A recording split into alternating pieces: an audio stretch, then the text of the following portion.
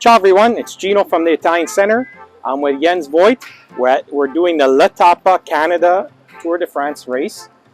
And we got a former Tour de France participant and one of the stage winners and the participant for 17 of them? Yes, 17. So we're going to go in the store. I'm going to give him a tour. We're in Sherwood Park and he's going to tell us a little bit about his favorite food and what to eat on the day of the race because I'm participating. Who I found? Jens?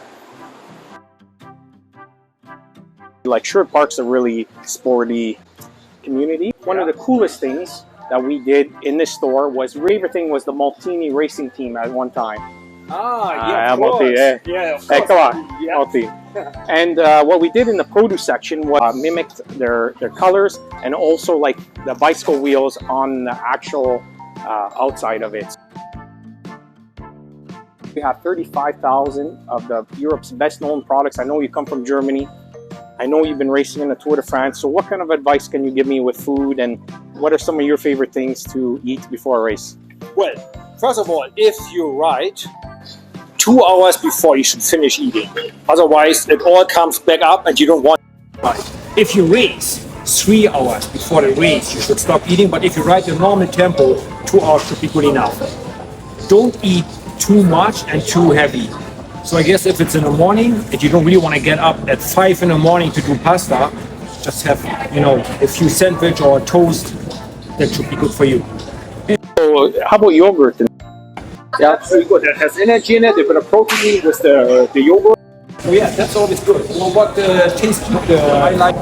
Strawberry, raspberry, blueberry. I like them. I'm more of a we got largest delis in Western. Oh wow, look at that. Yeah. With cheese and a glass of red wine with it. It is really good. Yep, I wouldn't complain about that. But of course, after the race. After the race. That's the sandwich I had. Right? It was lovely, like the bread, top quality. I don't think I've ever seen that many olive oils in one place. Well, what is the weight of one of them big blocks? So about 35 kilos. Wow. Yeah. So you almost need 2 people to carry it almost. Yeah, you gotta be gusto, you gotta be strong. Yeah, about over 70,000 kilos of cheese actually comes from our cheese container. Of course, pasta is always good because it has energy. And I remember I had Ivan Basso as a teammate. He won twice at Giro Italia. And he always, when it came to what do you want to eat before the race? Pasta. My wife does actually really good sauces with it. Oh, wow.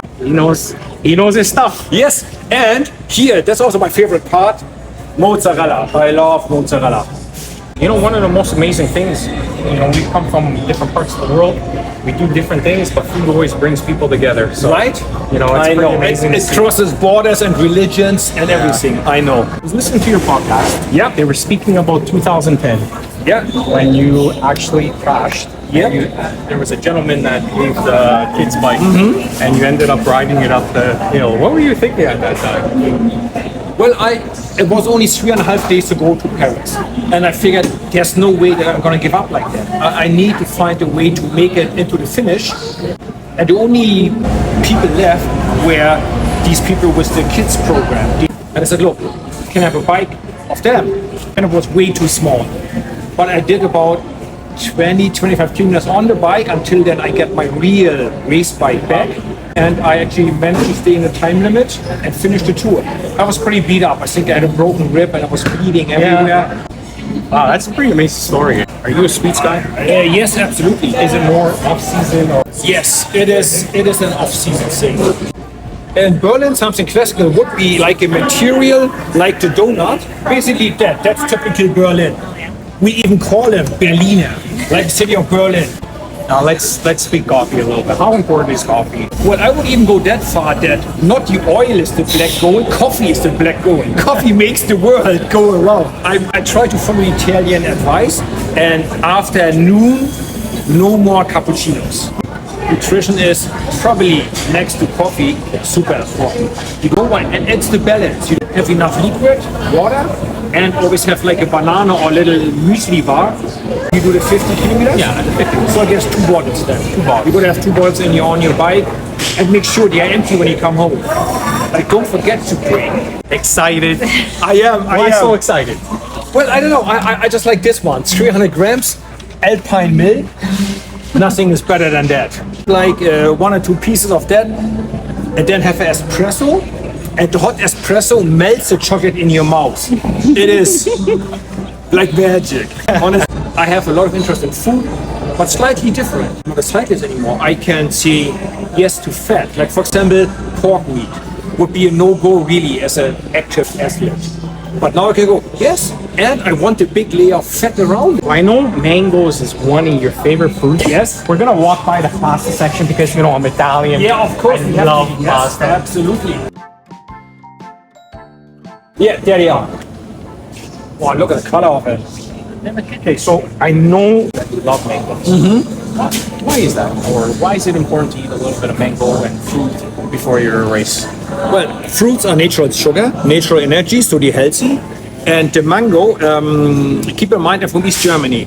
So we had once a month, we would have bananas. Once a month. Once a month. Once a month. Otherwise, you would not get bananas. We never had mangoes. So then once the wall came down, I was at the training camp with the national team, actually in South Africa.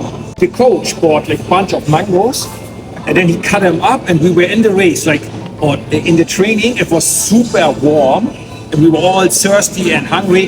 He cut up the mangoes, and it was my first mango ever, and it was just an explosion of happiness in my mind. I never experienced anything like it, but always in love with mangoes ever since. I really appreciate you sharing a lot of your experiences with food, with cycling, nutrition. I want to welcome you to Canada. Thank you for coming to the story on Jens. Thank you for being part of this. Yeah, I'm looking forward to race with you on Sunday. Yeah,